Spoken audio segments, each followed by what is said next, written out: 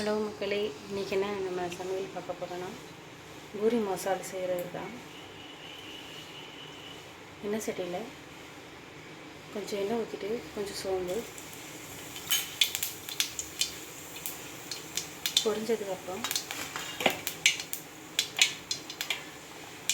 இதில் நான் கொஞ்சம் சின்ன சின்னதாக நறுக்கி வச்சுருக்கேன் இஞ்சி,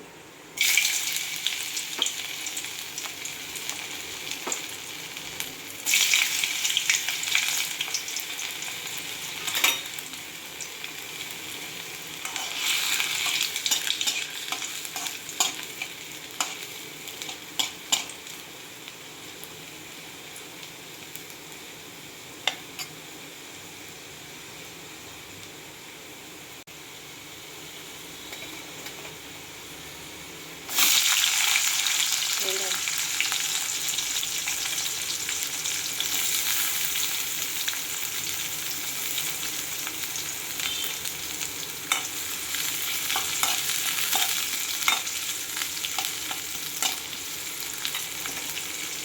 வதக்கணும். கொஞ்சம்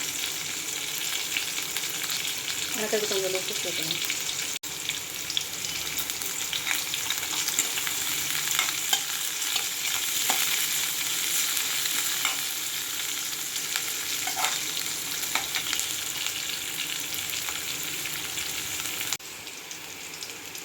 ஒரு பச்சை மிளகா,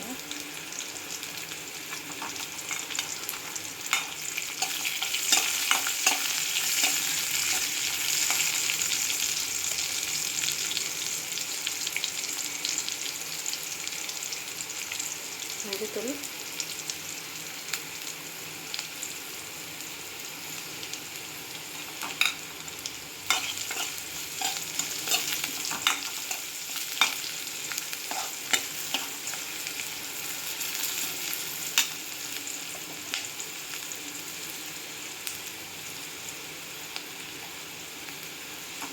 கொஞ்சம் மிளகாத்தூள் சேர்த்துருக்கேன்.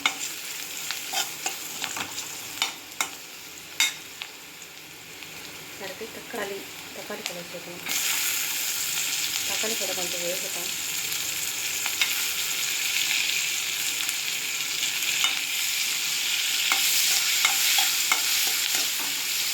இதுக்கடையில் மாவு பேசிட்டுக்கலாம்.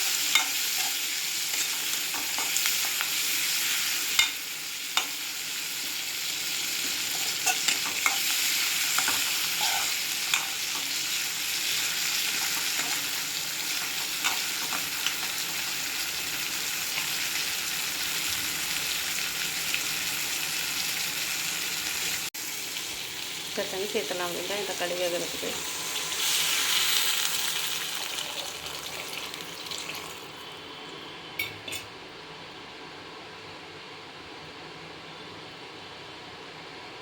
நான் இந்த அளவுக்கு பொட்டுக்கடலை அரைச்சி வச்சுருக்கேன்.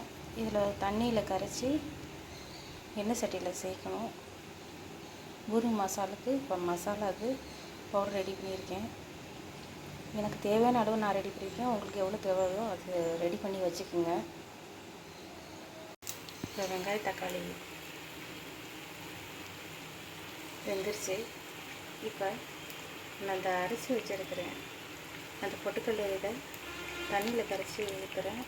ஏன்னா நம்ம நேரடியாக பவுடரில் சேர்த்தோன்னா கட்டி பிடிக்கும். அது மாதிரி அதனால் நான் இது மாதிரி சேர்த்துருக்கேன் தண்ணியில் கரைச்சி.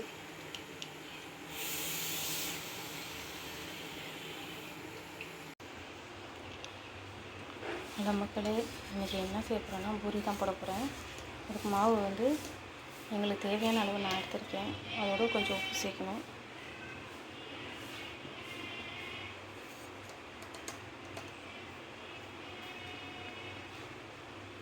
இதோட தண்ணி சேர்த்து பிசைஞ்சிக்கணும். நான் பிசைஞ்சு காட்டுறேன் பாருங்கள்.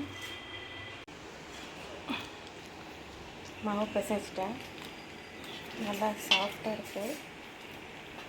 இப்போ பூரி வந்து உருண்டையே இவ்வளோ சின்னதாக, எங்கிட்ட சின்னதாக தான் பூரி போடுவோம்.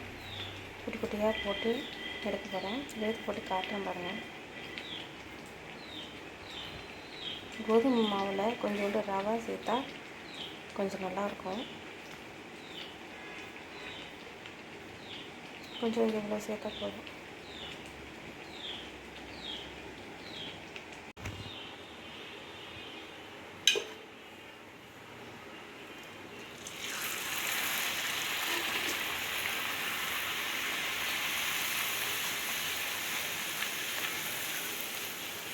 மக்களே இந்த பூரி போட்டு பாருங்கள்.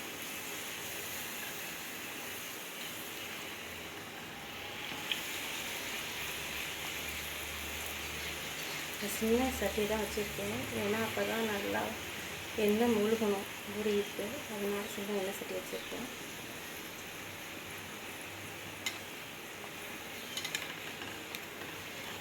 பொன்னிறமும் மாறணும், அப்போ தான் மாவு வெந்திருக்குன்னு அர்த்தம். கோதுமை மாவு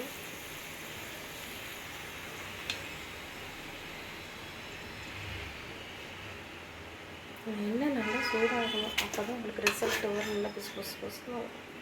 சிம்மிலேயே வச்சிங்கன்னா மாவு அப்போ செய்கிறதுக்கு முன்னாடியே நீங்கள் எண்ணெயை வந்து அடுப்பில் வச்சுட்டிங்கன்னா நல்லா சூடாகிடும். மாவு பிசையதான் இது பண்ணால் கரெக்டாக இருக்கும்.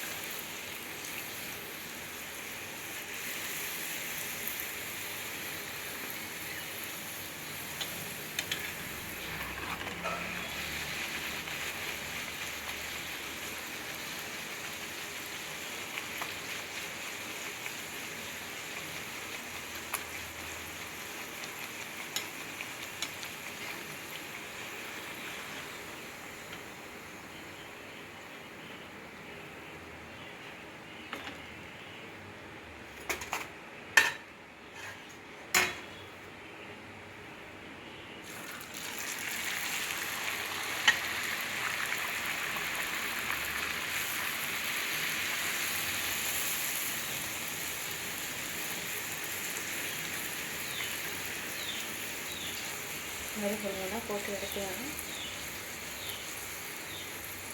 பூரி ரெடி.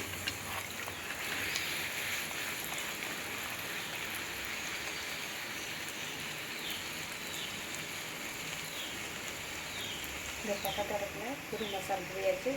உருளைக்கிழங்க வேக வச்ச உருளைக்கிழங்க போட்டுட்டு கருவேப்பிலை கொத்தமல்லி போட்டு எடுத்தால் பூரி மசாலா ரெடி. ஓகே மக்களே, லைக் பண்ணுங்கள், சப்ஸ்கிரைப் பண்ணுங்கள், ஷேர் பண்ணுங்கள். தேங்க்யூ, பாய்.